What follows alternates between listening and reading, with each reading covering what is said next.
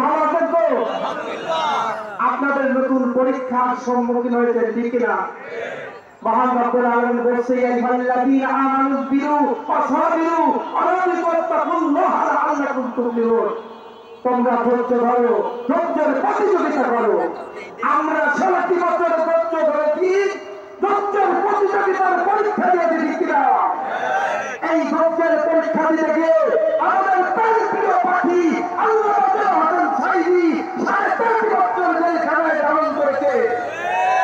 আমরা এই পরীক্ষার মাধ্যমে আমরা বিজয়ের অনুপ্রেরণা পেতে যাচ্ছি। আমরা দেখতে পাচ্ছি সারা বাংলার জমিনে ইসলামের জাগরণ শুরু হয়েছে ঠিক না? আমরা এখন বসে থাকতে চাই না। আমাদের সামনে নির্বাচনের যুদ্ধ, একটি বড় নির্বাচনী যুদ্ধ, আমাদের একটি জিহাদি যুদ্ধ। এই জিহাদি যুদ্ধ আজ থেকে শপথ গ্রহণ করতে হবে। আজ থেকে আমরা নির্বাচনের জন্য 1 ঘন্টা আমরা পিছাবো না ঠিক না? আমি আপনাদের উদাত্ত আহ্বান জানাই যে আমাদের সামনে যে 3-3.5 মাস রয়েছে, আমরা প্রত্যেকটি জায়গায়, প্রত্যেকটি মহল্লায় কমিটির মাধ্যম দিয়ে প্রত্যেকটি বাড়ি প্রত্যেকটি ভোটারের কাছে আমরা যেতে চাই ঠিক কিনা?